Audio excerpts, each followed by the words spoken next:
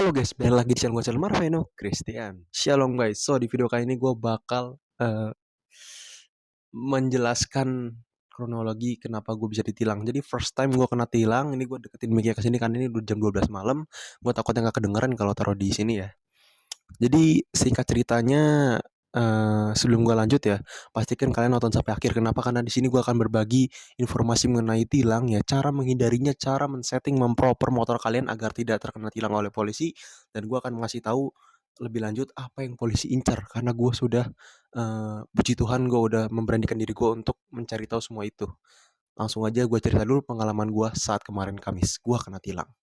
Oke, jadi ceritanya gue lagi siang itu jam 3 sore gue jemput teman gue pulang sekolah, nongkrong dulu gue, dan ini kalau kalian orang Cirebon kalian tahu lah, yang paling aktif ya dari pos polisi paling aktif itu adalah di Grage, depannya Mall Grage Cirebon ya, Grage Mall atau deket-deket CSB itu ada pos polisi dan gue itu lagi mau belok kan ke arah Grage sana ya, depannya Grage. Kalau lurus terus itu gue ke bengkel mau ke Tunas mau beli penutup atau DB killer knalpot Proliner gue. Tapi apesnya ya, hari apes nggak ada di kalender ya kalau kata orang-orang ya. Tapi kalau apes ya karena kita sendiri ya, kita wajib tahu juga sih, wajib nyadar diri gitu. Dan ada polisi tiba-tiba teman-teman. Itu gue udah, aduh, ya udahlah, walau alam kalau kata orang Islam mah ya, kalau nggak salah. Dan gue disuruh berhenti ke pinggir, ya kan. Gue kira itu polisi berhentiin mobil gua, mobil depan gua dan ternyata berhentiin gua.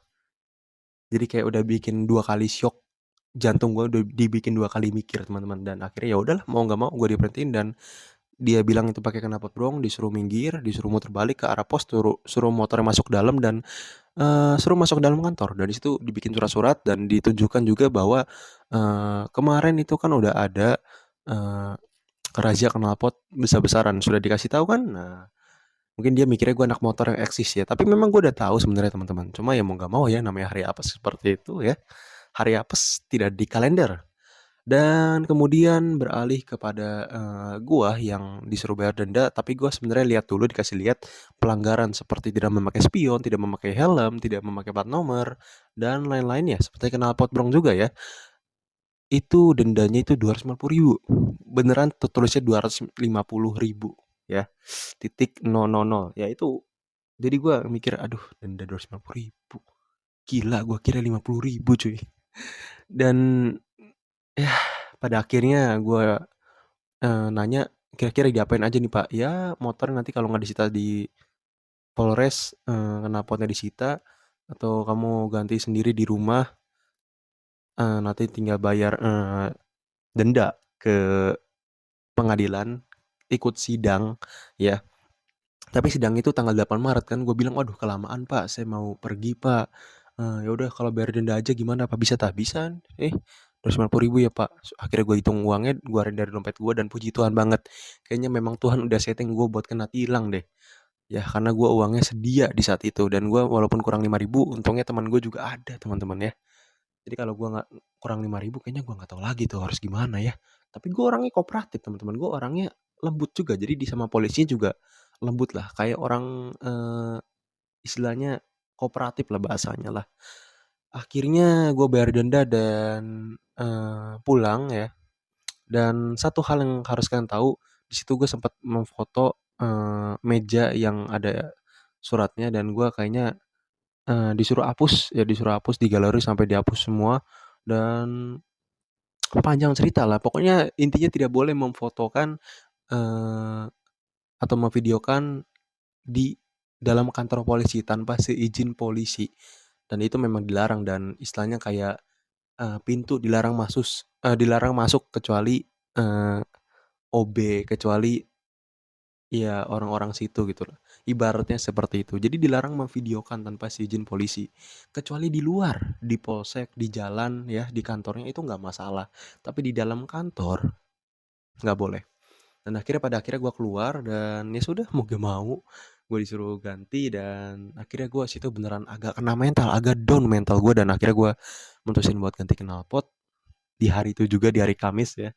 Hari Kamis tanggal eh, 24 Februari 2024. Ya, 22 Februari 2024. Gue harus ganti knalpot standar lagi. Ya ini videonya kalian bisa lihat sendiri. Gue sudah nggak ngerti lagi suaranya itu jadinya kayak melempem gitu kalau bahasanya ya. Dan tapi ini udah derita gue, mau gimana pun gue akan memberitahu kenapa alasan gue memang memutuskan untuk mengganti knalpot standar. Kenapa gue nggak ganti racing lagi walaupun memang pada kenyataannya anak-anak motor itu ditilang berkali-kali ganti knalpot racing.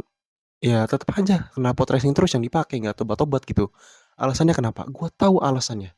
Jadi kan nonton video ini sampai akhir dan thanks yang udah nonton sampai sini, gue bakal jelasin penjelasannya. Oke, jadi itu kronologi dari cerita gue teman-teman. Dan buat kalian yang kena tilang atau belum kena tilang, gue harap kalian nggak kena tilang ya. Ini motor gue baru 2 bulan, ya belum nyampe 2 bulan udah kena tilang. Aduh, ya kan kena pot gue mahal 1 jutaan, jadi kata polisi juga mahal ya. Ya gue mending bayar denda teman-teman daripada kena pot gue disita. Dan buat kalian semua nih tips untuk menghindari tilang polisi. Jadi yang polisi lihat itu sebenarnya secara kasat mata atau secara fisik seperti helm. Lo bonceng penumpang nggak pakai helm, was-was lo. Lo yang kedua boncengan lo lebih dari 3, lebih dari 2, ya, wah itu was-was juga. Dan yang terakhir adalah knalpot.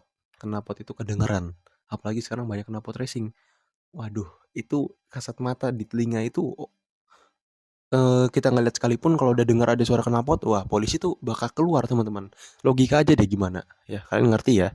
Sampai sini gue jelasin karena gue baik ke kalian semua, ke subscriber gue pengen ngasih yang sesuai dengan pengalaman gue. And then 3 hal itu ya, helm yang udah gue tanyain tuh helm, karena teman gue ini nggak pakai helm, ya nambah-nambahin gue untuk dilirik sama polisi. Tapi puji Tuhan kemarin polisinya ya puji Tuhan banget nggak nilang teman gue yang tidak pakai helm. Jadi cuma nilang knalpot gue doang. Kalau nilang karena nggak pakai helm itu dendanya bisa 500.000 teman-teman. Dan gue nggak tahu kayaknya memang Tuhan udah setting ya. Gue nggak ngerti lagi ini suatu hal yang mustahil yang dimana si teman gue ini walaupun tadi itu sempat ditanya-tanya ya, itu tadi temennya pakai helm atau enggak gitu tuh. Ya nggak pakai helm ya, tapi kayak mereka tuh tidak ngurusin pakai helm atau tidaknya gitu. Atau mungkin semua pelanggaran harganya 250.000 atau enggak, well I don't know. Tapi teman gue sendiri motor Beatnya kan kena 1,5 juta itu pelanggarannya dari warna, ya warna yang tidak sesuai dengan SNK, plat nomor, terus juga kena pot brong, walah itu banyak lah. Kayaknya sih memang satu kesalahan itu 250.000 teman-teman. Jadi kan di sini bisa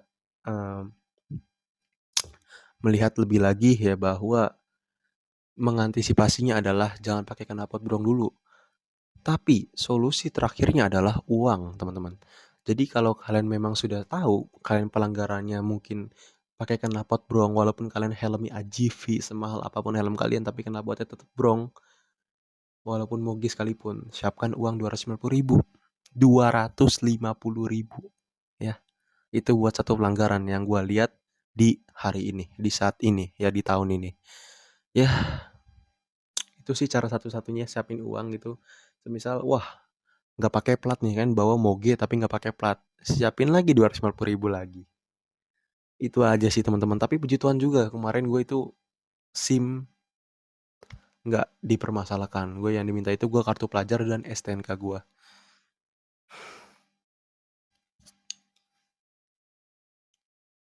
Ini pengalaman gue. Jujur gue stres juga sebenarnya waktu hari-hari itu. Kayak gue kepikiran terus gitu. Apa yang barusan terjadi gitu teman-teman. Karena selama ini gue belum pernah kena tilang polisi dan gue pikir gue bakal memakai hoki itu. Tapi ternyata hoki itu tidak terpakai. Dan pada akhirnya gue memutuskan untuk kembali ke kantor polisi. Gue mau ngapain? Ada di video selanjutnya. Gue akan kembali ke kantor polisi untuk melakukan sesuatu hal yang mungkin tidak bisa semua orang anak-anak motor lakukan, apalagi setelah kena tilang di pos yang sama. Mereka mungkin mana mau untuk kembali ke jalan yang sama, kembali ke lubang yang sama. Tapi gue mencoba untuk melompati dan menerobos lubang tersebut. Kalian harus tahu gue bakal ngapain di situ, dan kontennya akan gue upload setelah ini. Dan jangan lupa untuk pantengin channel gue supaya kalian bisa tahu apa yang gue lakuin di kantor polisi, teman-teman. Ya, jadi setelah gue kena tilang, hari berikutnya gue ke kantor polisi yang udah nilang gue lagi. Dan gue ketemu polisi yang kemarin nilang gue. Gue mau ngapain? Pantengin terus video gue selanjutnya. Oke, sekian dari gue, pengalaman gue, dan apa-apa aja yang mungkin dilihat dengan polisi ya, apa-apa aja yang menjadi supaya kita bisa mengantisipasi. Gue udah kasih tahu tadi ya, untuk mengantisipasinya, untuk cara terakhirnya yaitu siapin denda atau siapin uang untuk bayar denda, intinya gitu. Oke, kalau kalian bayar denda kan gak usah ambil surat apa-apa, kan gak usah ambil sidang ya, kan gak usah ambil surat, tinggal bayar aja udah, that's it, selesai ya. Tapi gue sekali lagi nyaranin kalian semua untuk San Mori atau ngeluarin motor kesayangan kalian menggunakan knalpot racing itu, apalagi motor sport, di waktu Sabtu atau Minggu. Itu jangan di waktu Senin sampai Jumat. Kalau menurut Google, polisi itu bekerja dari Senin sampai Jumat, dan Sabtu Minggunya itu libur. Tapi paling enak sih Minggu, habis itu sama rombongan lagi. Itu dia. Oke, sekian video gue kali ini. Jangan lupa follow IG gue yang ada di kolom deskripsi ya, karena gue juga bakal nunjukin foto gue bersama polisi di situ. And bye bye.